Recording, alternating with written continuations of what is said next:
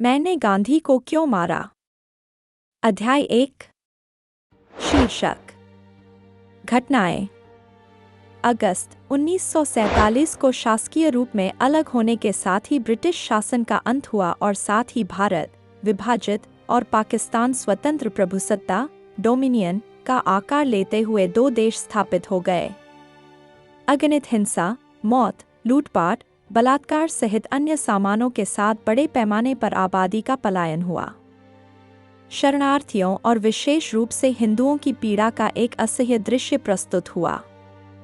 दूसरी तरफ भारत में गांधी जी की हर कार्रवाई मुस्लिम समर्थक और हिंदू विरोधी थी। राज्यों का एकीकरण हो रहा था। हैदराबाद के निज़ाम को शांत करने के सारे प्रयत्न विफल हो रहे थे और कश्मीर हमले के साए में था। उस समय सरदार वल्लभ भाई पटेल भारत के उप प्रधानमंत्री थे। भारत से अलग होने के समय पाकिस्तान को बकाया 55 करोड़ रुपए की नकद शेष राशि का भुगतान पाकिस्तान के साथ चर्चा और बातचीत के मुख्य मुद्दों में से एक था। यह मामला अनिवार्य रूप से कश्मीर में पाकिस्तानी आक्रमण से जुड़ गया था। 12 जनवरी 1948 को प्रेस कॉन्फ्रेंस से पहले सरदार पटेल द्वारा दिए गए बयान में भारत के मामले को स्पष्ट रूप से प्रस्तुत किया गया। उन्होंने कहा, समझौते के कार्यान्वयन को स्थगित करके कश्मीर के प्रति आक्रामक कार्रवाई के खिलाफ सावधानी बरतने में हम पूरी तरह से न्यायसंगत थे। समझौते में भुगतान के लिए भारत सरकार को किसी निश्चित तिथि की आवश्यकता नहीं है। पाकिस्तान की ओर से नकदी के शेष के हमारे भुगतान पर जोर देना किसी भी तरह से उचित नहीं है। मैंने यह बहुत स्पष्ट कर दिया था कि जब तक कश्मीर मामला हल नहीं हो जाता तब तक हम किसी भी भुगतान के लिए सहमत नहीं होंगे। परिणामत सरदार वल्लभ भाई पटेल से कश्मीर मामले का समाधान होने तक पाकिस्तान को 55 करोड़ रुपए के भुगतान को रोकने की मांग की गई थी। आग बुझाने के दो तरीके हैं, एक है उस पर पानी फेंकना और दूसरा पदार्थों की आपूर्ति काट देना या खत्म कर देना, जिससे आग जलाए रखने में सहायता मिल रही है। हमारी सेना कश्मीर में आक्रमणकारियों को रोकने और उन्हें बाहर खदेड़ने की पूरी कोशिश कर रही थी। भारत सरकार द्वारा वित्तीय लेनदेन के मामले में भुगतान को रोके रखना रणनीति का यह युद्ध महत्वपूर्ण था, वरना संभव है कि यह लेनदेन आग में घी का काम करता। इन परिस्थितियों में भारत सरकार का 55 करोड़ रुपए के भुगतान को कश्मीर मामला सुलझाए जाने तक रोककर रखने का निर्णय निश्चित ही सराहनीय था। वह मानव हत्याएं तुरंत रोकने और शांति स्थापित करने का एक अक्लमंद और विवेकशील समाधान था। 2 दशक बाद भारतीय सेना ने कश्मीर में पाकिस्तान के आक्रमण के खिलाफ बचाव के लिए लाहौर तक का मार्च किया था। यह मार्च तात्कालिक प्रधानमंत्री शास्त्री जी के नेतृत्व में हुआ था। वह सामयिक भी था और प्रशंसनीय भी। जीवन के उन व्यस्त दिनों में गांधी जी दिल्ली शहर में थे। जो लोग भारत सरकार के उच्च पदों पर आसीन होते थे वे गांधी जी से मिलते थे और व्यापार व राजनीति के बारे में चर्चा करते थे। गांधी जी को सरकार का पाकिस्तान को 55 करोड़ का भुगतान देने पर रोक लगाने का फैसला मंजूर नहीं था। गांधी जी मानते थे कि इस तरह से हम पाकिस्तान का ध्यान भटकाकर उन्हें हिंसा की ओर धकेल रहे हैं। 12 जनवरी 1948 को गांधी जी ने धमकी दी कि भारत सरकार जब तक अपना फैसला रद्द करके पाकिस्तान को पैसे का भुगतान नहीं करती, वे भूख हड़ताल करेंगे। इस बात का प्रमाण 12 जनवरी 1948 को गांधी जी द्वारा दिया गया प्रवचन, जिसमें उन्होंने भारत सरकार को अपना फैसला बदलने के लिए राजी करने का प्रयास किया था, से मिल सकता है। उन्होंने कहा था, अहिंसा के उपासक के जीवन में कई बार ऐसा समय आता है जब उसे समाज में हो रहे अन्याय का विरोध व्यक्त करने के लिए भूख हड़ताल करने को बाध्य किया जाता है, क्योंकि अहिंसा का उपासक होने के नाते उसके लिए कोई और रास्ता खुला नहीं होता, और ऐसा ही एक विकट क्षण मेरे जीवन में आ गया है। निश्चित ही सरदार पटेल की दृढ़ता ने गांधी जी को निराशा के ऐसे शब्दों का उच्चारण करने को बाध्य किया होगा।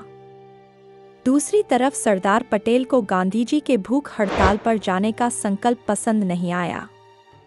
प्रस्तुत पुस्तक में मौलाना आज़ाद के इन्हीं शब्दों का उल्लेख है। सरदार पटेल दिल्ली से चले गए। 13 जनवरी 1948 को गांधी जी ने अपना उपवास शुरू किया। गांधी जी के अनशन का आखिरी परिणाम यह हुआ कि 17 जनवरी के आसपास सरकार ने हार मान ली और सरदार से लेकर कश्मीर तक की नीति को समाप्त करते हुए पाकिस्तान को पैसा देने को तैयार हो गई।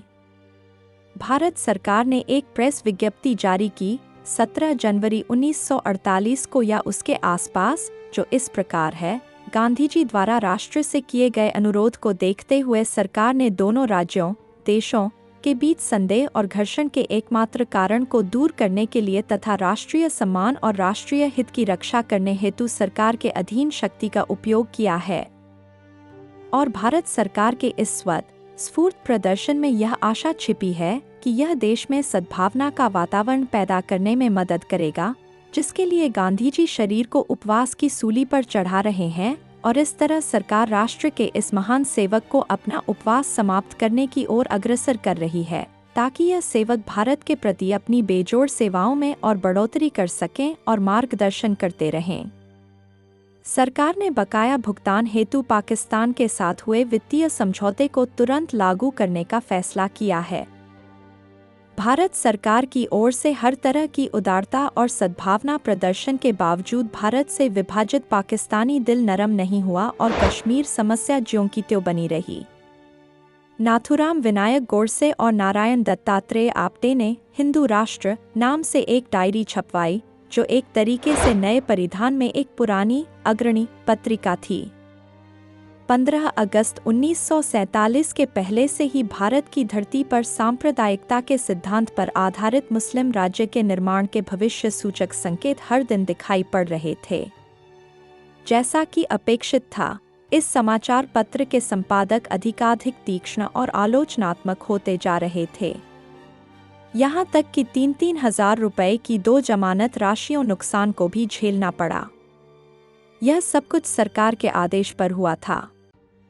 12 जनवरी 1948 को टिकर पर यह समाचार देखकर कि गांधी जी भूख हड़ताल शुरू करेंगे, नाथूराम गोडसे को यह स्पष्ट हो गया कि उनका भूख हड़ताल करना सरकार पर 55 करोड़ रुपए के भुगतान पर रोक लगाने के निर्णय को पलटने के लिए दबाव डालने का प्रयास है।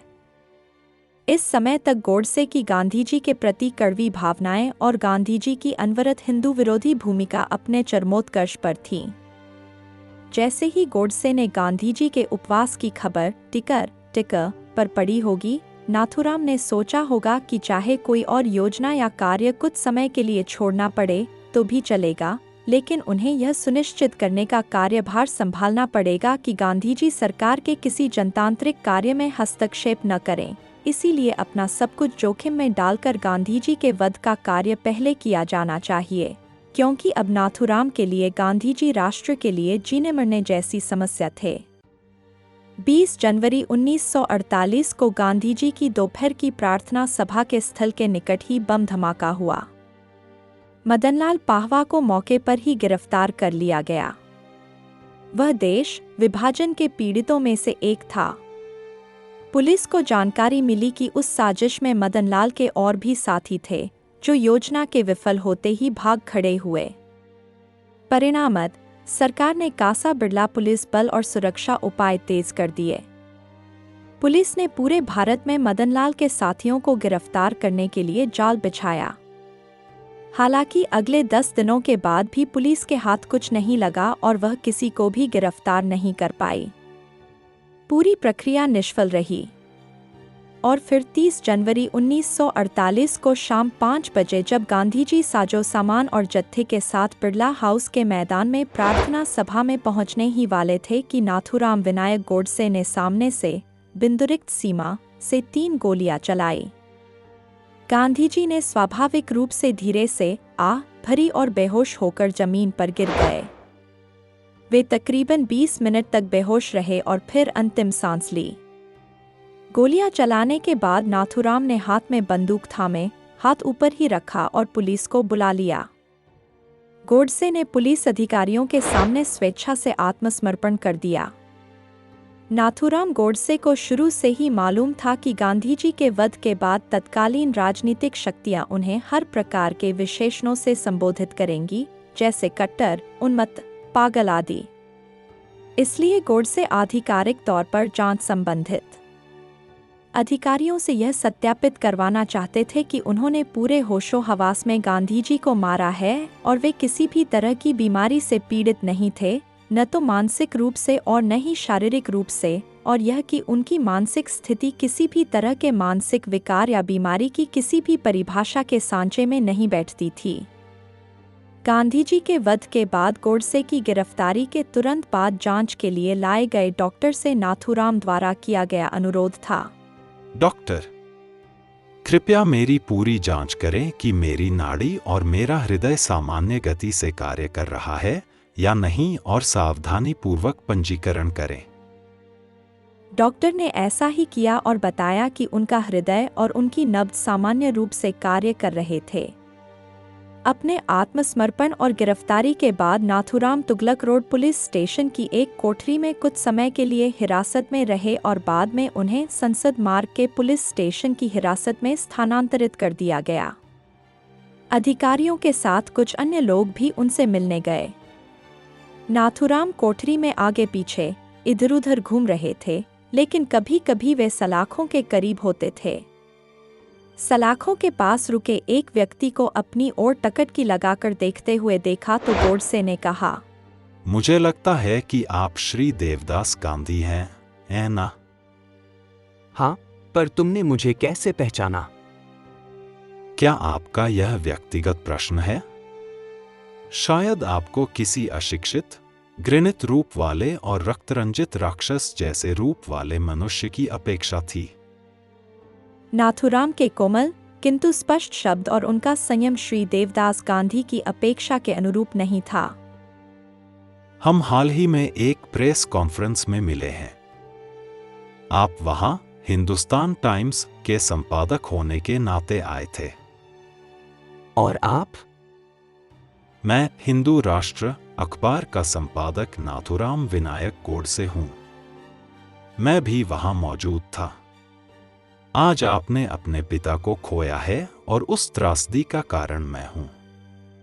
मुझे खेद है कि मेरे कारण आपको और आपके परिवार को नुकसान हुआ है, उसके लिए मुझे बहुत खेद है।